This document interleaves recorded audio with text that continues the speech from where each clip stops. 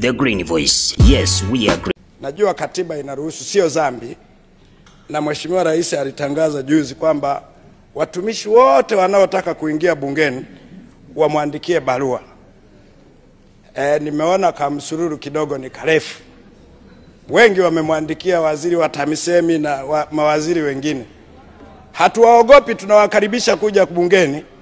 Lakini Mheshimiwa Spika, nilikuwa nataka kushauri. Hii nyumba ni nyumba kidogo ya watu, wanatakiwa tuwe wasafi. Sio kichaka cha watu kujificha.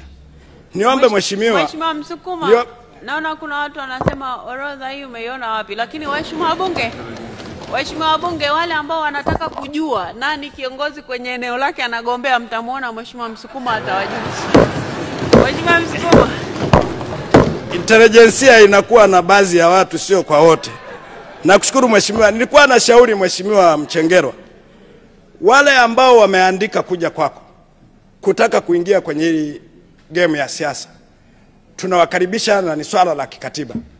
Lakini kabla hujawapa idhini ya kwenda kugombea, ni kuombe Mheshimiwa Waziri na kupitia bunge lako, hebu wapelekee special audit kwanza. Wakiliwe kwanza, waje wakiwa wasafi.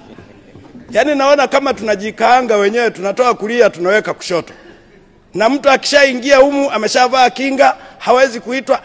Kabla mtu hajaachia kiti chake kuja kugombea ubunge, peleka special audit. Kichere nimemuona hapa, ili wakija kwako na ile barua kwamba huyu hana matatizo, ndo waje huku.